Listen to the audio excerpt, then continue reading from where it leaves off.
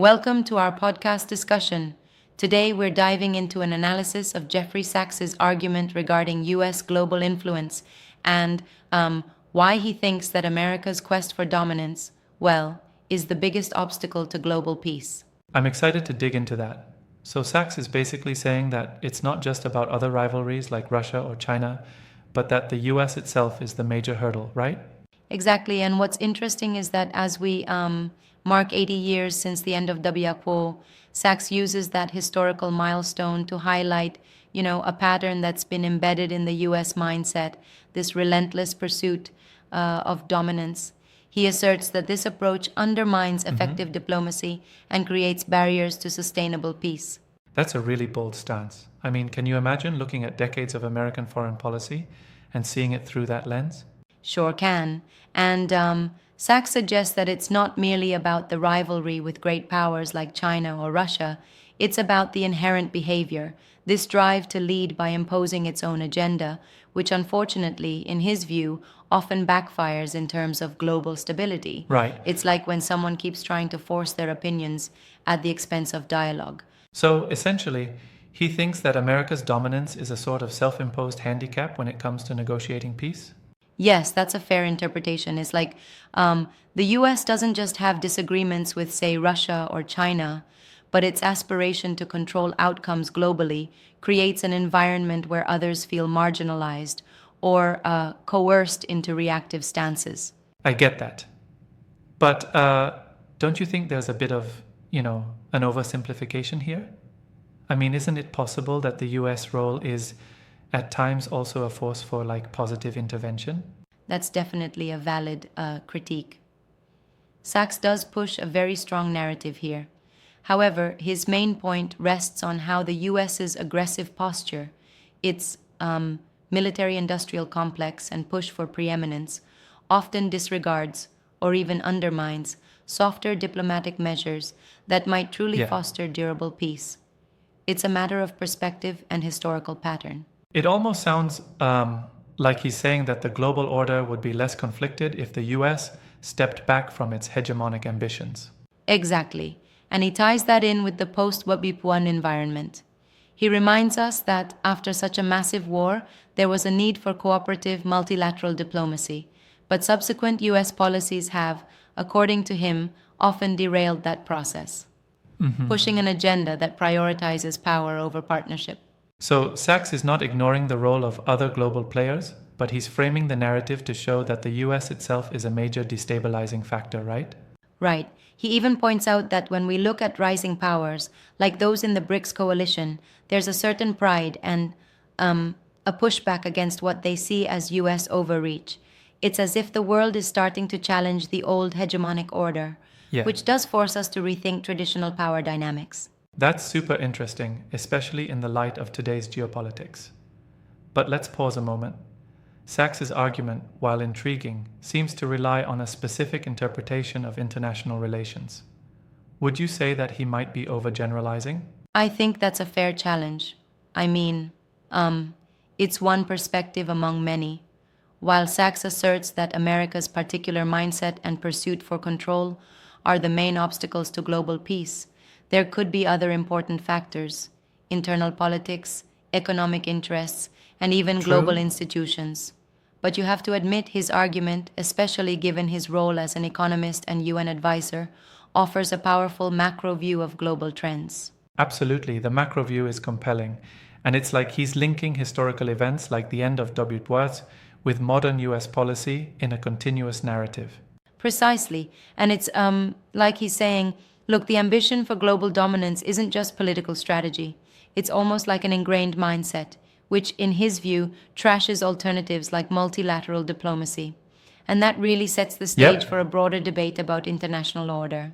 I find it fascinating that he even brings up the notion of effective diplomacy versus dominance.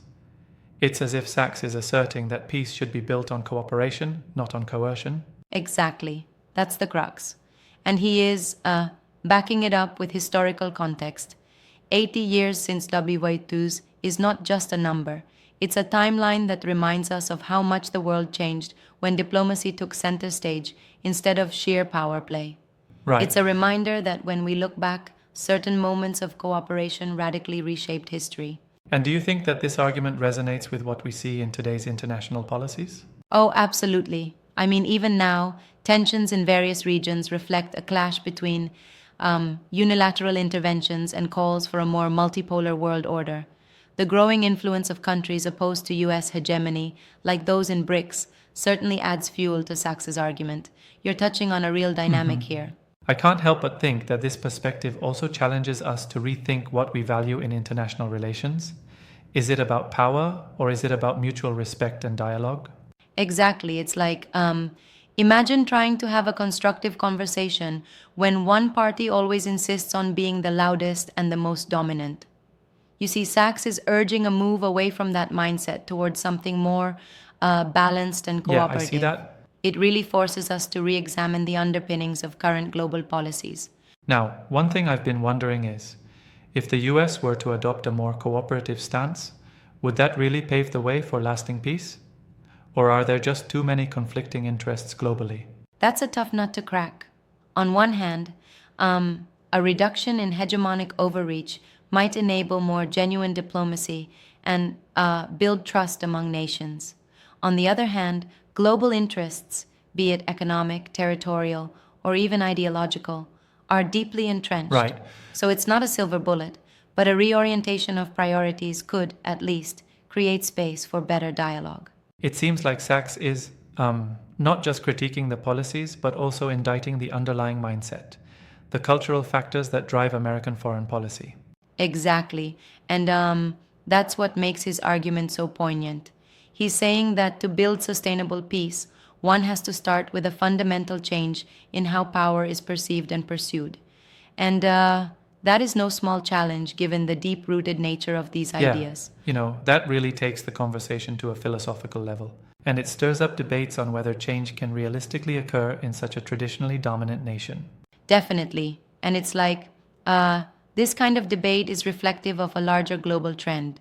Nations are starting to question old power structures, whether it be through rising economic coalitions or regional partnerships. Right. And that means Sachs's critique might be part of an ongoing global dialogue about, well, a more equitable world order. I appreciate how Sachs's perspective, though quite critical, offers a mirror to the current state of international affairs.